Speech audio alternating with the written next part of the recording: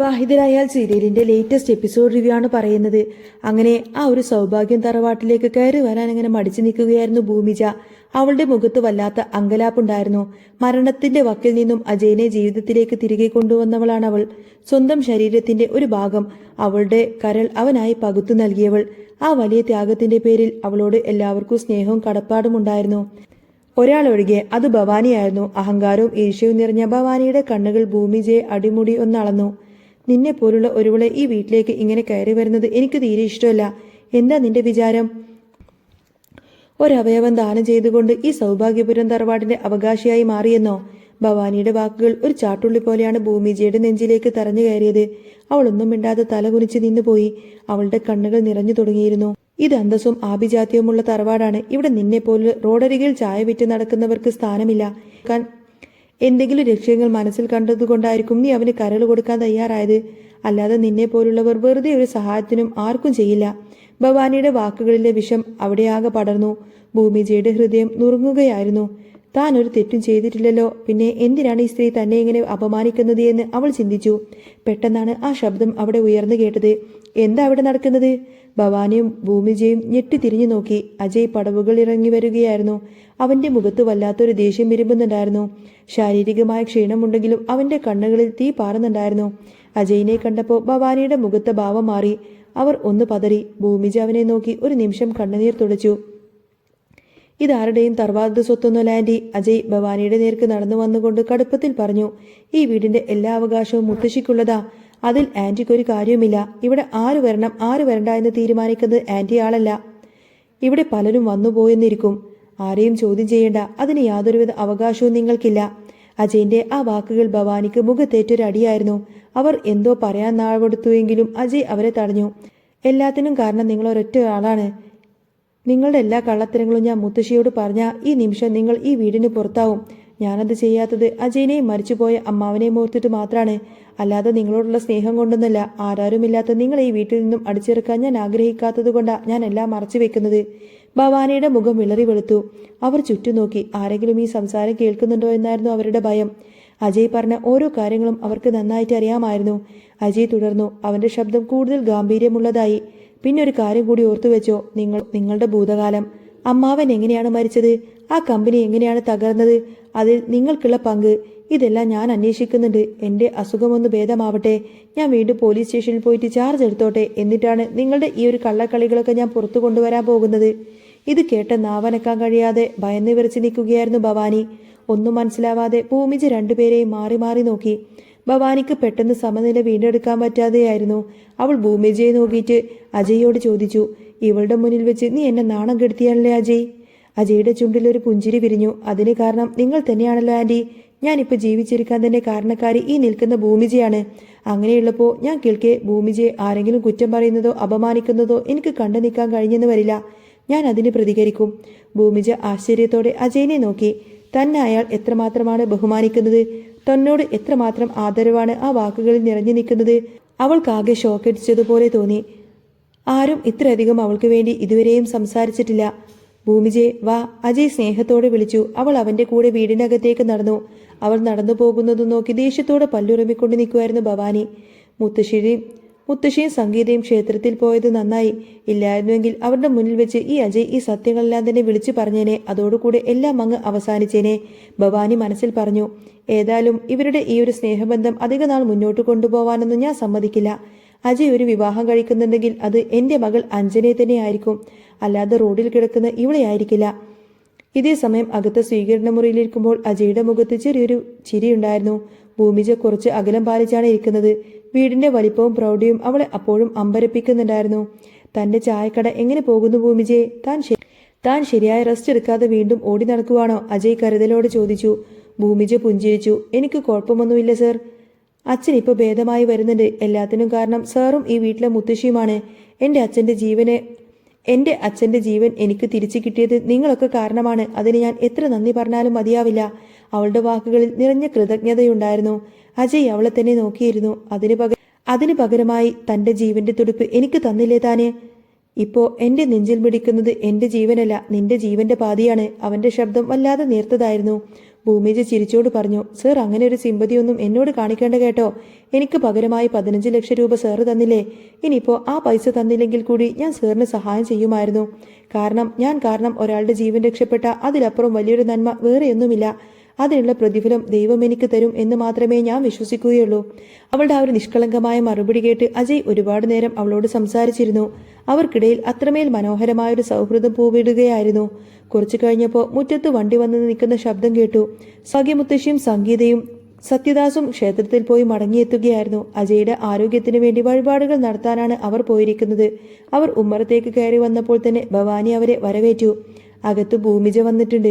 ഭവാനി ഒട്ടും താല്പര്യമില്ലാത്ത സ്വരത്തിൽ പറഞ്ഞു. ഇത് കേട്ട് മുത്തശ്ശിയുടെയും സത്യദാസിന്റെയും സംഗീതയുടെയും മുഖത്ത് വലിയൊരു സന്തോഷം വിടർന്നു. അവൾ അജയുടെ മുറിയിലുണ്ട്. ഭവാനി ദേഷ്യം അടക്കാനാവാതെ പറഞ്ഞു, ഇരുത്തേണ്ടവരെ ഇരുത്തേണ്ടടുത്ത് ഇരുത്തണം. പണ്ടത്തെ അജയൊന്നുമല്ല ഇപ്പോൾ. അവനെ സഹായിച്ചതിന്റെ പേരിൽ അവൻ അവളെ അകത്തേക്ക് കയറ്റി സൽക്കരിക്കുവാണ്. മുത്തശ്ശിയുടെ മുഖം പെട്ടെന്ന് തന്നെ വലിഞ്ഞു മുറുകി. മതി, നിർത്ത് ഭവാനി. ഭൂമിജയെക്കുറിച്ച് നീ ഇനി ഒരു അക്ഷരം പോലും മിണ്ടി പോകരുത്. അവളും ഈ വീട്ടിലെ ഒരു അംഗത്തെ പോലെയാണ്. എന്റെ അജയന്റെ ജീവൻ രക്ഷിച്ച പെൺകുട്ടിയാണ് അവൾ. അവളുടെ ആ ഒരു ത്യാഗം അങ്ങനെ പെട്ടെന്നൊന്നും മറക്കാൻ ഞങ്ങൾക്കാവില്ല. സത്യദാസ് ഇടപെട്ടു. ഞാൻ ആ കുട്ടിയെ ഒന്ന് കണ്ടിട്ട് വരട്ടെ. ഞാനും വരുവാ സത്യ. മുത്തശ്ശി പറഞ്ഞു. സംഗീതേ, നീ ഭൂമിജ മോൾക്ക് കുടിക്കാൻ എന്തെങ്കിലും എടുത്തോണ്ട് വായോ. ശരിയമ്മയെന്ന് പറഞ്ഞ് സംഗീത സന്തോഷത്തോടുകൂടെ അടുക്കളയിലേക്ക് പോയി. സത്യദാസും മുത്തശ്ശിയും അജയുടെ മുറിയിലേക്ക് ചെന്നു. സത്യദാസിനെ കണ്ടപ്പോൾ ഭൂമിജ ആദരവോടെ എഴുന്നേറ്റ് നിന്നു. എന്നിട്ട് ചിരിച്ചു. ആഹാ മോളെ, ഇപ്പൊ എങ്ങനെയുണ്ട്? ആരോഗ്യമൊക്കെ ശ്രദ്ധിക്കണം കേട്ടോ. കൃത്യസമയത്ത് മരുന്നും ആഹാരമൊക്കെ കഴിക്കണം. സത്യദാസ് സ്നേഹത്തോടെ ചോദിച്ചു. അതൊക്കെ ഞാൻ ശ്രദ്ധിക്കുന്നുണ്ട് സർ, ഭൂമിജ പറഞ്ഞു. അജയ് സാറിന് എന്ന് ശ്രദ്ധിച്ചാൽ മതി. പുള്ളി ഇപ്പോൾ തന്നെ സ്റ്റേഷനിലേക്ക് പോവാനായിട്ട് ധൃതി പിടിച്ച് നിൽക്കുക. ഒരു മാസം കൂടി ഡോക്ടർ റെസ്റ്റ് പറഞ്ഞതല്ലേ, അത് കഴിഞ്ഞിട്ട് പോയാ പോരെ? മുത്തശ്ശി ചിരിച്ചുകൊണ്ട് പറഞ്ഞു. അതൊക്കെ അത്രയുള്ളൂ മോളെ, അവൻ കേൾക്കില്ല. മോൾ ഇടയ്ക്കിടയ്ക്ക് ഇങ്ങനെ വരണം കേട്ടോ. അത് ഞങ്ങൾക്ക് വലിയ സന്തോഷമായിരിക്കും, അല്ലേ അജയ് മോനെ? അജയ് ഭൂമിജയെ നോക്കി ചിരിച്ചു. സത്യദാസ് പക്ഷേ കണ്ണെടുക്കാതെ ഭൂമിജയുടെ മുഖത്തേക്ക് തന്നെ നോക്കി നിൽക്കുമായിരുന്നു. എന്തോ ഒരു വല്ലാത്തൊരടുപ്പം, ഒരു മുൻപരിചയം അവളുടെ മുഖത്ത് സത്യദാസ് തിരയുന്നുണ്ടായിരുന്നു. ഭൂമിജയും അത് ശ്രദ്ധിച്ചു. മോൾ ഒരു ദിവസം എൻ്റെ വീട്ടിലേക്ക് വരണം, സത്യദാസ് പെട്ടെന്ന് പറഞ്ഞു. അവിടെ ഞാൻ മാത്രമേ ഉള്ളൂ. പിന്നെ എൻ്റെ സഹായത്തിനായി ഒരാളും കൂടി അവിടെയുണ്ട്, അത്രയുള്ളൂ. തീർച്ചയായിട്ടും ഞാൻ വരാം സർ, ഭൂമിജ ചിരിച്ചുകൊണ്ട് മറുപടി നൽകി. ദിവസത്തേക്ക് മാറ്റിവെക്കുന്നത് എന്തിനാ? ഇന്ന് തന്നെ വന്നോളൂ. എൻ്റെ കൂടെ വന്നാ മതി. തിരിച്ചു മോളെ ഞാൻ വീട്ടിലേക്ക് തന്നെ കൊണ്ടുപോയി വിടാം. സത്യദാസിന്റെ വാക്കുകളിൽ വല്ലാത്ത നിർബന്ധമുണ്ടായിരുന്നു. ഭൂമിജ ഒന്നും മടിച്ചുവെങ്കിലും പിന്നെ ശരിയെന്ന് പറഞ്ഞ് തലയാട്ടി. അപ്പോഴേക്കും സംഗീത ചായയുമായി വന്നു. എല്ലാവരും സന്തോഷത്തോടെ സംസാരിച്ച് നിൽക്കുമ്പോഴാണ് അപ്രതീക്ഷിതമായി ആ ഒരു സംഭവം ഉണ്ടാവുന്നത്. അജയ്! മുറ്റത്തു നിന്നും ഉയർന്നു കേട്ട ആ ഒരു ശബ്ദം കേട്ട് എല്ലാവരും ഞെട്ടി. അജയിന്റെ കാമുകി നയനയായിരുന്നു അത്. ആ ശബ്ദം കേട്ടപ്പോൾ അജയുടെ മുഖം മാറി. ഇത് നയനയുടെ ശബ്ദമല്ലേ? അജയ് പെട്ടെന്ന് മുറിയിൽ നിന്നും ഹാളിലേക്ക് നടന്നു. പുറകെ സംഗീതയും മുത്തശ്ശിയും സത്യദാസും ഭൂമിജയും ഉണ്ടായിരുന്നു. അപ്പോഴേക്കും ഭവാനിയും അങ്ങോട്ടേക്ക് വന്നിരുന്നു. വാതിൽക്കൽ നിൽക്കുന്ന നയനെ കണ്ട് അജയ് ശരിക്കും അമ്പരന്ന് പോയി. നയന ഓടി വന്ന് അജയിനെ കെട്ടിപ്പിടിച്ചു. ആ വലിയ ഹാളിൽ എല്ലാവരുടെയും മുന്നിൽ വെച്ച് നയന അങ്ങനെ കെട്ടിപ്പിടിച്ചത് കണ്ട് ഭൂമിജയുടെ മുഖത്ത് വല്ലാത്തൊരു ഭാവം മിന്നിമറിഞ്ഞു. അവൾക്കത് ഒട്ടും തന്നെ ഇഷ്ടപ്പെട്ടില്ല എന്ന് വ്യക്തമായിരുന്നു. മുത്തശ്ശിക്കും സത്യദാസിനും നയനയും അജയുമായിട്ടുള്ള ബന്ധത്തെക്കുറിച്ച് നേരത്തെ തന്നെ അറിയാമായിരുന്നു. അവരും അത്ഭുതത്തോടുകൂടെ തന്നെ അവരെ നോക്കി നിന്നു. പരസ്പരം മറന്ന് നയന തന്നെ ചേർത്ത് പിടിക്കുന്നത് കണ്ട് അജയ് വല്ലാത്ത അസ്വസ്ഥത അനുഭവപ്പെട്ടു. അവൻ മെല്ലെ നയനയുടെ കൈ പിടിച്ചു മാറ്റി. താനെന്താടാ ഇവിടെ? ഞാൻ ഒട്ടും പ്രതീക്ഷിച്ചില്ലല്ലോ, അജയ് ചോദിച്ചു. നയന അവരെ നോക്കി പരാതി പറയുന്ന സ്വരത്തിൽ പറഞ്ഞു. നിന്നെ ഫോണിൽ വിളിച്ചാൽ കിട്ടില്ല. നിനക്ക് എന്നെ വിളിക്കാനും തോന്നിയില്ല. എനിക്കെങ്ങനെയാ നിന്നെ കാണാതിരിക്കാനാവുന്നത്? കാണണമെന്ന് തോന്നി, അതുകൊണ്ട് വന്നു. ഇവർക്കൊക്കെ എന്നെ അറിയാലോ അല്ലേ? നീ പറഞ്ഞിട്ടില്ലേ എന്നെക്കുറിച്ച്? അവൾ ചുറ്റുമുള്ളവരെ നോക്കി ചിരിച്ചുകൊണ്ട് ചോദിച്ചു. അജയിന് എന്തു പറയണമെന്നറിയില്ലായിരുന്നു. അവൻ നയനയും ചുറ്റുമുള്ളവരെയൊക്കെ മാറി മാറി നോക്കി. ഭവാനിക്ക് ഇതൊന്നും തന്നെ മനസ്സിലാവുന്നുണ്ടായിരുന്നില്ല. നയന ഭവാനിയെ നോക്കി പറഞ്ഞു. ഇവൻ പറഞ്ഞില്ലല്ലോ, അപ്പോൾ ഞാൻ തന്നെ പറയാം. ഞാൻ ഇവന്റെ ആരാണെന്ന്. ഞങ്ങൾ തമ്മിൽ ബെസ്റ്റ് ഫ്രണ്ട്സ് ആയിരുന്നു. പിന്നെ ആ അടുപ്പം പ്രണയത്തിലേക്ക് മാറി. ഞാനൊരു എഴുത്തുകാരിയാണ്. എൻ്റെ ഇഷ്ടങ്ങളെ മനസ്സിലാക്കാനും ഇഷ്ടപ്പെടാനും അജയ്ക്ക് കഴിഞ്ഞു. എല്ലാം നിങ്ങളോട് തുറന്നു പറയണമെന്ന് എന്നോട് പറഞ്ഞതാണ്. അജയ് പറഞ്ഞിട്ടുണ്ടാവുമെന്നാണ് ഞാൻ വിശ്വസിച്ചിരിക്കുന്നത്. ഇത് കേട്ട് എല്ലാവരും ഞെട്ടലോടെ നിന്നു. ആർക്കും ആ ഒരു ബന്ധം ഇഷ്ടമുണ്ടായിരുന്നില്ല. ഭൂമിജ പതുക്കെ അജയെ നോക്കി. അജയ് അന്നേരം ഭൂമിജയെ തന്നെയാണ് നോക്കിയിരിക്കുന്നത്. എന്തിനാ നയനെ അതൊക്കെ ഇവിടെ പറയുന്നത്? സമയമാകുമ്പോൾ ഞാൻ തന്നെ പറയുമായിരുന്നല്ലോ, അജയ് പരുങ്ങലോടെ പറഞ്ഞു. അതിനെന്താ അജയ്? എന്നായാലും ഇവരൊക്കെ അറിയേണ്ടത് തന്നെയല്ലേ? നീയേ പറഞ്ഞില്ല, അപ്പൊ പിന്നെ ഞാനായിട്ട് എല്ലാവരോടും പറയാമെന്ന് കരുതി. അതിനെന്താ ഇത്ര പ്രശ്നം? നയന ചോദിച്ചു. അജയ് വീണ്ടും ഭൂമിജയെ നോക്കി. എന്തുകൊണ്ടാണെന്ന് അവന് തന്നെ അറിയില്ലായിരുന്നു. ഭൂമിജയുടെ മുന്നിൽ വെച്ച് നയന ഇഷ്ടമാണെന്ന് പറയാൻ അവന് വല്ലാത്തൊരു മടിയും സങ്കോചവും അനുഭവപ്പെട്ടു. തന്റെ മനസ്സ് എന്താണ് അനുഭവിക്കുന്നത് അജയ് തന്നെ മനസ്സിലാവുന്നുണ്ടായിരുന്നില്ല. എന്താണ് നീ ഒന്നും മിണ്ടാത്തത്? നയന അവനെ തട്ടി വിളിച്ചു. പെട്ടെന്ന് മുത്തശ്ശിയുടെ ഗാംഭീര്യമുള്ള ശബ്ദം അവിടെ മുഴങ്ങി. അത് കുട്ടിയും അജയും തീരുമാനിച്ചാൽ മാത്രം പറ്റില്ലല്ലോ, ഞങ്ങളും കൂടി സമ്മതിക്കണം. ഈ വിവാഹത്തിന് ഞങ്ങൾ ഒരിക്കലും കൂട്ടുനിൽക്കില്ല. അജയെ കൊണ്ട് അഞ്ജനെ വിവാഹം കഴിപ്പിക്കാനാ ഞങ്ങളുടെയൊക്കെ തീരുമാനം. അജയിന്റെ മുറപ്പെണ്ണാണ് അഞ്ജന, ഈ നിൽക്കുന്ന ഭവാനിയുടെ ഏക മകൾ. ഇത് കേട്ട നയന തകർന്നു പോയി. അവൾ വിഷമത്തോടുകൂടെ അജയെ നോക്കി. സത്യമാണോ അജയ് ഇത്? നീ ആ കുട്ടിയാണോ വിവാഹം കഴിക്കാൻ പോകുന്നത്? നിനക്ക് എന്നെയാണ് ഇഷ്ടമെന്നും നീ എന്നെ മാത്രമേ വിവാഹം കഴിക്കത്തുള്ളൂ എന്നും നീ ഇവർക്ക് മുന്നിൽ വെച്ച് ഒന്ന് പറയ അജയ്. നയന അവനോട് യാചിച്ചു. പക്ഷേ അജയ് ഒന്നും പറയാതെ മൗനമായി നിന്നു. അവൻ ഭൂമിജയുടെ മുഖത്തേക്ക് നോക്കി. ഭൂമിജയുടെ മുഖത്ത് വല്ലാത്ത സങ്കടം പടർന്നുണ്ടായിരുന്നു. അജയ് മറ്റൊരു പെൺകുട്ടിയെ വിവാഹം കഴിക്കാൻ പോകുന്നുവെന്നും നയനെ സ്നേഹിക്കുന്നുണ്ടെന്നും കേട്ടപ്പോൾ ഭൂമിജയുടെ ഉള്ളിൽ എവിടെ ഒരു കൊളുത്ത് വലിക്കൽ ഉണ്ടായി. ആ സങ്കടം അവളുടെ മുഖത്ത് പ്രകടമായിരുന്നു. അജയിന്റെ മൗനം നയനെ വല്ലാതെ വേദനിപ്പിച്ചു. അവളുടെ കണ്ണുകളിൽ നിന്നും കണ്ണുനീരൊഴുകി. അപ്പോ നീ എന്നോട് ഇഷ്ടമാണെന്ന് പറഞ്ഞതൊക്കെ വെറുതെ ആയിരുന്നു അല്ലേ? അതിൽ ഒരു ആത്മാർത്ഥതയും ഉണ്ടായിരുന്നില്ല അല്ലേ? ഇവരുടെ മുന്നിൽ വെച്ച് നിന്നെ കല്യാണം കഴിക്കാമെന്ന് നീ എനിക്കൊന്ന് വാക്ക് താ അജയ്. അജയ് അപ്പോഴും ഒരു കൽപ്രതിമയെ പോലെ നിന്നു. അവനൊന്നും മിണ്ടാൻ കഴിഞ്ഞില്ല. നയനയുടെ സങ്കടം പെട്ടെന്ന് ദേഷ്യമായി മാറി. എനിക്ക് ദേഷ്യം വരുന്നുണ്ട് അജയ്. അപ്പോ നിനക്ക് എന്നെ ഇഷ്ടമല്ലേ? അല്ലേ? അപ്പോ ഞാൻ വിട്ടു. സാരമില്ല അജയ്, നിന്റെ ഇഷ്ടം തന്നെ നടക്കട്ടെ. ഇനി ഒരിക്കലും നിന്റെ ജീവിതത്തിലേക്ക് ഈ നയന കടന്നു വരില്ല. ഞാൻ പോവാണ്. ഇനി ഒരിക്കലും നീയും ഞാനും തമ്മിൽ കാണില്ല. നീ എന്നെ തേടി വന്നാലും ഞാൻ നിന്നെ ഇനി ഒരിക്കലും സ്വീകരിക്കില്ല. കാരണം ഇത്ര പേരുടെ മുന്നിൽ വെച്ച് നീ എന്നെ നാണം കെടുത്തി. എന്നെ ഇഷ്ടമാണെന്ന് ഒരൊറ്റ വാക്ക് പോലും നീ പറഞ്ഞില്ല. മനസ്സിലായോ അജയ്? ഞാൻ പോവാണ്. കരഞ്ഞുകൊണ്ട് നെഞ്ചു പൊട്ടുന്ന വേദനയോടുകൂടെ നയന ആ വീടിന്റെ പടിയിറങ്ങിപ്പോയി. അപ്പോഴേക്കും നിശ്ചലായി നിൽക്കുകയായിരുന്നു അജയ്. തനിക്ക് എന്താണ് സംഭവിച്ചത് എന്നറിയാതെ അവൻ കുഴങ്ങി. ഒരു വാക്ക് കൊണ്ടുപോലും നയനെ വേദനിപ്പിക്കാത്ത താൻ അവൾ തന്നെ വിട്ടുപോകുന്നു എന്നറിഞ്ഞിട്ടും എന്തുകൊണ്ടാണ് ഒന്നും മിണ്ടാതിരിക്കുന്നത്? ഒന്നും ചെയ്യാനാവാതെ അവൻ അങ്ങനെ തന്നെ നിന്നു. നയന ഇറങ്ങിപ്പോകുമ്പോൾ അവൾക്ക് അജയോട് അതിയായ ദേഷ്യവും സങ്കടവും തോന്നുന്നുണ്ടായിരുന്നു. എല്ലാം ഉപേക്ഷിച്ച് അവൾ ആ ഒരു പടിപ്പുര കടന്നുപോയി. ഇതൊക്കെ കണ്ടു നിന്നുകൊണ്ട് തന്നെ ഭവാനിയുടെ മനസ്സിൽ വലിയ സന്തോഷമായിരുന്നു. ഓ, ഇവന്റെ മനസ്സിൽ ഈ ഭൂമിജ ഉള്ളത് കൊണ്ടായിരിക്കും അഞ്ജലിയുമായിട്ടുള്ള വിവാഹത്തിന് ഇവൻ സമ്മതിക്കാത്തത്. എന്തായാലും എല്ലാവരുടെയും മുന്നിൽ വെച്ച് അവൾ ഇവനെ ഇട്ടിട്ട് പോയല്ലോ. ഇനി ഇവൻ എന്റെ മകളെ കല്യാണം കഴിക്കാൻ സമ്മതിക്കും. ഭവാനി മനസ്സിലിങ്ങനെ കണക്ക് കൂട്ടി. മുത്തശ്ശി അജയുടെ അടുത്തേക്ക് വന്നു. നന്നായി മോനെ, ഈ കുട്ടിയെ നീ മറന്നേക്ക്. നിന്റെ മനസ്സിൽ ആ കുട്ടിയോട് എന്തെങ്കിലും ഒരു ഇഷ്ടമുണ്ടായിരുന്നുവെങ്കിൽ അത് ഇതോടെ അവസാനിച്ചു. അഞ്ജലിയുമായിട്ടുള്ള നിന്റെ വിവാഹം എത്രയും പെട്ടെന്ന് തന്നെ നടത്തണം. ഇനി ആദ്യം നിന്റെ അസുഖമൊക്കെ ഒന്ന് ഭേദമാവട്ടെ, അത് കഴിഞ്ഞിട്ട് മതി മറ്റെന്തും. ഇതെല്ലാം കേട്ട് ഭൂമിജ അവിടെ നിൽക്കുന്നുണ്ടായിരുന്നു. എന്താണ് സംഭവിക്കുന്നത് എന്നറിയാതെ. അഞ്ജന അജയുടെ ജീവിതത്തിലേക്ക് കടന്നു വരുമെന്ന് അവൾ വേദനയോടുകൂടി ചിന്തിച്ചു. പെട്ടെന്നാണ് സത്യദാസ് ആ മ്ലാനമായ അന്തരീക്ഷം മാറ്റാനായി പറഞ്ഞത്. ഇപ്പൊ കല്യാണത്തെക്കുറിച്ചൊന്നും സംസാരിക്കേണ്ട, മോള് വാ, നമുക്ക് പോവാം. അജയ് പെട്ടെന്ന് ചോദിച്ചു. അല്ല, ഭൂമിജയും കൂട്ടി അമ്മാവൻ എങ്ങോട്ടേക്കാ പോകുന്നത്? മോൾ എന്നോടൊരു വാക്ക് പറഞ്ഞിരുന്നു, ഒരു ദിവസം എന്റെ വീട്ടിലേക്ക് വരാമെന്ന്. അതിപ്പോ തന്നെ ആവാമെന്ന് കരുതി ഞാൻ തിരികെ മോളെ വീട്ടിലേക്ക് കൊണ്ടുവിട്ടോളാം, സത്യദാസ് പറഞ്ഞു. ഭൂമിജ വിഷമത്തോടുകൂടെ അജയ് ഒന്ന് നോക്കിയിട്ട് സത്യദാസിന്റെ കൂടെ അവിടെ നിന്നും ഇറങ്ങി. അവർ പോകുന്നത് ഭവാനി ഇഷ്ടപ്പെടാത്ത മട്ടിലിങ്ങനെ നോക്കി നിന്നു. സംഗീതയും മുത്തശ്ശിയും അകത്തേക്ക് പോയി. ഹാളിൽ തനിച്ചുണ്ടായിരുന്ന അജയ് ആകെ വിഷമിച്ചു നിന്നു. നയനയെ പ്രാണൻ തുല്യം സ്നേഹിച്ച തനിക്ക് എന്തുകൊണ്ടാണ് എല്ലാവരുടെയും മുന്നിൽ വെച്ച് അവളോടുള്ള ഇഷ്ടം തുറന്നു പറയാൻ കഴിയാതെ പോയത്? അവന്റെ ഉള്ളിൽ ചോദ്യങ്ങൾ അലയടിച്ചു. ഭൂമിജയാണോ അതിന് കാരണം? അവളോട് തനിക്ക് എന്താണ് ഇത്ര അടുപ്പം? ആകെ ആശയക്കുഴപ്പത്തിലായി അവൻ അവിടെ തന്നെ ഇരുന്നു പോയി. സത്യദാസിന്റെ കൂടെ യാത്ര ചെയ്യുമ്പോൾ ഭൂമിജ ഒന്നും തന്നെ സംസാരിച്ചില്ല. അവർ ആ വലിയ വീടിന്റെ മുറ്റത്തേക്ക് ചെന്ന് വണ്ടി നിർത്തി. വീട് കണ്ട് ഭൂമിജ ശരിക്കും അമ്പരന്നു പോയി. വലിയൊരു ബംഗ്ലാവ്, ചുറ്റും നിറയെ മരങ്ങളും ചെടികളും. ഇത്രയും വലിയൊരു വീട്ടിൽ സാറ് തനിച്ചാണോ താമസിക്കുന്നത്? ഭാര്യയും മക്കളൊക്കെ എവിടെയില്ലേ? ഭൂമിജയുടെ ചോദ്യം കേട്ട് സത്യദാസിന്റെ മുഖത്ത് ഒരു നിഴൽ വീണു. വലിയൊരു നെടുവീർപ്പോടുകൂടി സത്യദാസ് പറഞ്ഞു, 23 വർഷങ്ങൾക്ക് മുൻപ് എനിക്ക് അവരെയൊക്കെ നഷ്ടപ്പെട്ടു മോളെ. ഭൂമിജയ്ക്ക് വല്ലാത്ത സങ്കടം തോന്നി. എന്താ സർ അവർക്ക് പറ്റിയത്? പറയാൻ വിഷമമാണെങ്കിൽ വേണ്ട കേട്ടോ. കാണാതായതാണ്. സത്യദാസിന്റെ ശബ്ദമിടറി. ഞാനൊരു പോലീസ് ഓഫീസർ ആയിരുന്നു. അജയിനെ പോലെ ഞാനും കുറെ ശത്രുക്കളെയൊക്കെ സമ്പാദിച്ചു കൂട്ടി. അതൊക്കെ വലിയൊരു കഥയാണ്. എന്തെങ്കിലും ഒരിക്കൽ മോളോട് ഞാനതൊക്കെ പറയാം. ഇപ്പൊ വാ, നമുക്ക് അകത്തേക്ക് പോവാം. മോള് വാ. അവർ വീടിന്റെ അകത്തേക്ക് കയറി. വലിയൊരു ഹാള്. ചുവരുകളിൽ കുറച്ച് ചിത്രങ്ങൾ തൂക്കിയിട്ടിട്ടുണ്ട്. അതിലൊരു ഫോട്ടോ കണ്ട് ഭൂമിജ നിശ്ചലയായി നിന്നുപോയി. സത്യദാസും ഒരു സ്ത്രീയും ഒരു ചെറിയ പെൺകുട്ടിയും ഒരുമിച്ചുള്ള ഒരു മനോഹരമായ കുടുംബചിത്രം.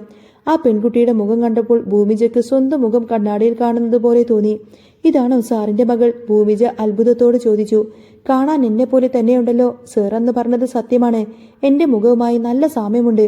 അതുകൊണ്ടായിരിക്കും എന്നോട് സാറിന് വല്ലാത്ത അടുപ്പം തോന്നുന്നത്, അല്ലേ സാറേ?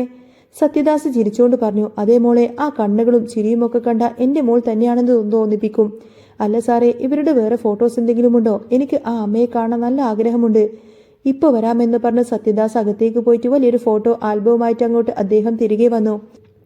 അദ്ദേഹം അത് ഭൂമിജയുടെ നേർക്ക് നീട്ടി. ആൽബത്തിലെ ഓരോ താളുകളും അവൾ കൗതുകത്തോടുകൂടെ മറിച്ചു നോക്കി. പെട്ടെന്നൊരു ഫോട്ടോയിൽ അവളുടെ കണ്ണുകൾ ഉടക്കി. ആ ഫോട്ടോയിൽ ആ കുട്ടിയിട്ടിരിക്കുന്ന ഡ്രസ്സ് അവൾ സൂക്ഷിച്ചു നോക്കി. തനിക്ക് ഇതുപോലൊരു ഡ്രസ്സ് ഉണ്ടല്ലോ, അച്ഛൻ അൽമാറയിൽ സൂക്ഷിച്ചു വെച്ചിട്ടുണ്ട്. കുഞ്ഞിലെ താൻ ഇട്ടിരുന്ന ഫ്രോക്കാണെന്നും പറഞ്ഞ് ഓർമ്മക്കായി അച്ഛൻ എടുത്തു വെച്ചിരിക്കുന്ന അതേ ഫ്രോക്ക്. ഭൂമിജ ആകെ ഞെട്ടിപ്പോയി. അവൾക്ക് വിശ്വസിക്കാൻ കഴിഞ്ഞില്ല. അവൾ സത്യദാസിനെ നോക്കി ചോദിച്ചു, സർ, ഇത് നല്ല ഭംഗിയുണ്ട്. ഈ ഫ്രോക്ക് എവിടുന്നാ വാങ്ങിച്ചത്? സത്യദാസ് ആ ഫോട്ടോ നോക്കി പുഞ്ചിരിച്ചു. ഇതെവിടെ നിന്നും വാങ്ങിച്ചതൊന്നുമല്ല മോളെ. എന്റെ മോളുടെ ബർത്ത്ഡേക്ക് ഞാൻ ഡെറാഡോണിൽ പോയി അവിടെ നിന്നും വാങ്ങിച്ചുകൊണ്ട് വന്നതാ. ഇവിടെയൊന്നും ഇങ്ങനെയുള്ള ഒരു ഡ്രസ്സ് കിട്ടില്ല. ഇത് കേട്ട് ഭൂമിജ നെട്ടിലോടുകൂടി ആ ഫോട്ടോയിലേക്ക് തന്നെ നോക്കിയിരുന്നു. ഇവിടെ കിട്ടാത്ത ഒരു ഡ്രസ്സ് പിന്നെ എങ്ങനെയാണ് തന്റെ അച്ഛനായ അച്യുതന് കിട്ടിയത്? അവൾക്ക് വല്ലാത്ത സംശയം തോന്നി തുടങ്ങി. അവളുടെ നെഞ്ചെടുപ്പ് കൂടി. അവൾ ഉടനെ തന്നെ വീട്ടിലേക്ക് പോയി ആ ഡ്രസ്സ് ഒന്നുകൂടി നോക്കണമെന്നുണ്ടായിരുന്നു. സർ, എനിക്ക് അത്യാവശ്യമായിട്ട് വീട് വരെ ഒന്ന് പോകണം, ഭൂമിജ വെപ്രാളത്തോടെ പറഞ്ഞു. ഞാൻ മറന്നുപോയി, അമ്മ കടയിലല്ലേ, അച്ഛൻ മാത്രമേ ഇപ്പൊ വീട്ടിലുള്ളൂ. വേഗം വരാമെന്ന് പറഞ്ഞ് ഞാൻ ഇറങ്ങിയതാ. ഒരുപാട് ലേറ്റായി. വേറൊരു ദിവസം ഞാൻ തീർച്ചയായിട്ടും വരാം. എന്നാ ഞാൻ പോവട്ടെ സർ. സത്യദാസിന് പെട്ടെന്ന് ഭൂമികയ്ക്ക് എന്താണ് സംഭവിച്ചത് എന്നൊന്നും മനസ്സിലായില്ല. എന്നാലും ഒരു ചായ കുടിച്ചിട്ട് പോയാൽ മതിയായിരുന്നു. ആദ്യമായിട്ട് മോൾ ഇവിടേക്ക് വന്നതല്ലേ. അദ്ദേഹം നിർബന്ധിച്ചതുകൊണ്ട് അവൾ അവിടെ ഇരുന്ന് തിടുക്കത്തിൽ ഒരു ചായ കുടിച്ചു. എന്നിട്ട് വേഗം തന്നെ അവിടെ നിന്നും ഇറങ്ങി. അവൾ തിടുക്കത്തിൽ പോകുന്നത് നോക്കി സത്യദാസ് നിന്നു. തന്റെ മകൾ തന്നെയാണോ ഇത് എന്ന ഒരു നിമിഷം അദ്ദേഹം സംശയിച്ചു പോയി. ഉള്ളിൽ നിറഞ്ഞ സംശയങ്ങളുടെ പെരുമ്പറ കൊട്ടിയിട്ടുമാണ് ഭൂമിജ വീട്ടിലേക്ക് എത്തിയത്. അവൾ വേഗം വീടിനകത്തേക്ക് കയറി. ഓപ്പറേഷൻ കഴിഞ്ഞ് റെസ്റ്റിൽ കിടക്കുന്ന അച്യുതനെ കണ്ടപ്പോൾ അവൾ സ്വയം ഒന്ന് ശാന്തനാവാൻ ശ്രമിച്ചു. അയാളുടെ മനസ്സ് വേദനിപ്പിക്കാത്ത രീതിയിൽ എങ്ങനെ കാര്യങ്ങൾ ചോദിച്ചറിയണമെന്ന് അവൾ ചിന്തിച്ചു. അവൾ പതുക്കെ അച്യുതന്റെ അടുത്തേക്ക് ചെന്നു. അച്ഛാ, എന്താ മോളെ, നീ വന്നോ? അച്യുതൻ സ്നേഹത്തോട് ചോദിച്ചു. അച്ഛാ, ഞാൻ കുട്ടിക്കാലത്ത്, അതായത് ഒരു 2.5 വയസ്സുള്ളപ്പോൾ എനിക്കിട്ടിരുന്ന ആ ഒരു ഫ്രോക്ക് അച്ഛൻ അലമാരയിൽ സൂക്ഷിച്ചു വെച്ചിട്ടുണ്ടല്ലോ, അതിപ്പോഴും അവിടെയുണ്ടോ? ഭൂമിജ വളരെ സ്വാഭാവികമായി ചോദിക്കാൻ ശ്രമിച്ചു. ഇത് കേട്ടപ്പോൾ അച്യുതന്റെ മുഖമങ്ങ് ആകെ മാറി. അയാളുടെ കണ്ണുകളിൽ വല്ലാത്ത വെപ്രാളവും പരവേശവും നിഴലിച്ചു. അല്ല മോൾ, എന്താ ഇപ്പൊ പെട്ടെന്ന് അതിനെക്കുറിച്ചൊക്കെ ചോദിക്കുന്നത്? എന്താ മോളെ കാര്യം? അയാളുടെ ആ ഒരു വിറയിൽ ഭൂമിജ ശ്രദ്ധിച്ചു. അല്ല അച്ഛാ, അത് കാണാൻ പെട്ടെന്നൊരാഗ്രഹം. എനിക്കതൊന്ന് കാണിച്ചു തരാവോ? അത് അൽമാറയിലുണ്ട്. ഞാൻ നിനക്ക് കാണിച്ചു തന്നിട്ടുണ്ടല്ലോ മുൻപ്, അച്യുതൻ പരിങ്ങി. ഭൂമിജ നേരെ പോയി അലമാര തുറന്ന് ആ ഒരു ഫ്രോക്ക് എടുത്തു. അവൾ അത് സൂക്ഷിച്ചു നോക്കി. ആൽബത്തിൽ കണ്ട അതേ ഡ്രസ്സ്, ഒരു വ്യത്യാസവുമില്ല. ആ ഡ്രസ്സ് തന്നെയാണ് ഇത് എന്ന് അവൾക്ക് പൂർണ്ണമായിട്ടും ഉറപ്പായി. ഇവിടെയൊന്നും അതുപോലെ ഒരു ഡ്രസ്സൊന്നും കിട്ടിയില്ലെങ്കിൽ പിന്നെ എങ്ങനെയാണ് തനിക്ക് ഈ ഒരു ഡ്രസ്സ് അച്യുതന്റെ കയ്യിൽ നിന്നും കിട്ടിയത്? അവൾക്കെല്ലാം കൂടി ഭ്രാന്ത് പിടിക്കുന്നത് പോലെ തോന്നി. അവൾ അച്ഛന്റെ അരികിലേക്ക് ചെന്നു. അവന്റെ മുഖത്തേക്ക് സൂക്ഷിച്ചു നോക്കിക്കൊണ്ട് അവൾ ചോദിച്ചു, സത്യം പറ അച്ഛാ, ശരിക്കും അച്ഛൻ തന്നെയാണോ എന്റെ അച്ഛൻ? അതോ എവിടെ നിന്നെങ്കിലും മോഷ്ടിച്ചു കൊണ്ടുവന്നതാണോ എന്നെ? ഇത് കേട്ട് അച്യുതൻ ശരിക്കും അങ്ങ് തകർന്നുപോയി. അയാളുടെ മുഖത്ത് ചോര വാർന്നുപോയി. അയാൾ കരഞ്ഞുകൊണ്ട് ഭൂമിജയെ കെട്ടിപ്പിടിച്ചു. എന്താ മോളെ നീ പറയുന്നത്? ഇനി ഒരിക്കലും ഇങ്ങനെയൊന്നും പറയരുത്. എന്നെ ഇങ്ങനെ സങ്കടപ്പെടുത്തരുത്. എനിക്കിതൊന്നും താങ്ങാനുള്ള ശേഷിയില്ല മോളെ. അച്യുതന്റെ സങ്കടം കണ്ട് ഭൂമിജയ്ക്ക് കുറ്റബോധം തോന്നി. അയ്യോ അച്ഛാ, ഞാൻ അച്ഛനെ വിഷമിപ്പിക്കാൻ വേണ്ടി പറഞ്ഞതൊന്നുമല്ല. ഞാൻ വെറുതെ തമാശ പറഞ്ഞതല്ലേ. അച്ഛൻ അത് വിട്ടേക്ക്. ഞാൻ കഴിക്കാൻ എന്തെങ്കിലും എടുത്തുകൊണ്ടുവരാം. ഇത്രയും പറഞ്ഞ് ഭൂമിജ വേഗം തന്നെ അടുക്കളയിലേക്ക് പോയി. പക്ഷേ അവളുടെ ഉള്ളിലെ സംശയങ്ങൾ ഇരട്ടിക്കുകയായിരുന്നു. സത്യദാസിന്റെ മകളെ അവളുടെ അതേ പ്രായത്തിൽ തന്നെ നഷ്ടപ്പെട്ടു പോയതാണ്. ഈ ഫ്രോക്ക് ഡെറാഡോണിൽ നിന്നും വാങ്ങിയതാണ്. ഒരു പക്ഷേ സത്യദാസ് തന്നെയാണോ തന്റെ സ്വന്തം അച്ഛൻ? സത്യാവസ്ഥ എങ്ങനെയെങ്കിലും കണ്ടുപിടിക്കണമെന്ന് അവൾ മനസ്സിൽ ഉറപ്പിച്ചു. അവൾ അടുക്കളയിൽ അച്യുതന്റെ ചായ ഉണ്ടാക്കിക്കൊണ്ടിരിക്കുകയായിരുന്നു. അപ്പോഴാണ് കടയിൽ നിന്നും അംബിക കയറി വന്നത്. അവർ നേരെ അച്യുതന്റെ മുറിയിലേക്ക് ചെന്നു. അച്യുട്ടാ, മോള് വന്നില്ലേ? അംബിക ചോദിച്ചു. അച്യുതന്റെ മുഖത്ത് ഭയവും സങ്കടവും കണ്ട് അംബിക ഞെട്ടി. എന്താ അച്യുട്ടാ പറ്റിയത്? മുഖം എന്താ വല്ലാതിരിക്കുന്നത്? അച്യുതൻ വിറക്കുന്ന കൈകളോടുകൂടെ അംബികയുടെ കയ്യിൽ പിടിച്ചു. അംബികെ, നമ്മുടെ മോൾ എന്നോടൊരു കാര്യം ചോദിച്ചു. ഞാൻ അച്ഛന്റെ മകൾ തന്നെയാണോ അതോ ആരുടെയെങ്കിലും കയ്യിൽ നിന്നും എന്നെ മോഷ്ടിച്ചുകൊണ്ട് വന്നതാണോ എന്ന്. ഇത് കേട്ട ഞാൻ ശരിക്കും അങ്ങ് ഞെട്ടിപ്പോയി അംബികെ. മോളുടെ ജന്മരഹസ്യമൊന്നും അവൾക്കറിയില്ലല്ലോ. അവൾ അങ്ങനെ ചോദിച്ചപ്പോൾ എന്റെ നെഞ്ചൊന്ന് പിടഞ്ഞു. ഇത് കേട്ട് അംബികയും ഞെട്ടലോടെ അച്യുതനെ നോക്കി. അതെന്താ അച്യുട്ടാ മോൾ അങ്ങനെ ചോദിച്ചത്? മോൾക്ക് എന്തെങ്കിലും സംശയമുണ്ടോ? അച്യുതേട്ടനും ഞാനുമല്ലേ മോളുടെ അച്ഛനും അമ്മയുമെന്ന് അവൾക്ക് സംശയമുണ്ടോ? അവർ പരസ്പരം സംസാരിക്കുന്ന ആ ഒരു വാക്കുകൾ അടുക്കളയിൽ നിന്നും ചായയുമായി വന്ന ഭൂമിജ വാതിൽക്കൽ നിന്ന് കേൾക്കുന്നുണ്ടായിരുന്നു. അവളുടെ കാലുകൾ തറയിൽ ഉറച്ചുപോയി. കയ്യിലെ ചായ ഗ്ലാസ് വിറച്ചു. ആ വലിയ രഹസ്യം, തന്റെ ജീവിതത്തിലെ ഏറ്റവും വലിയ സത്യം അവൾ തിരിച്ചറിയുകയായിരുന്നു. അച്യുതന്റെയും അംബികയുടെയും ചോരയല്ല താനേ എന്ന സത്യം.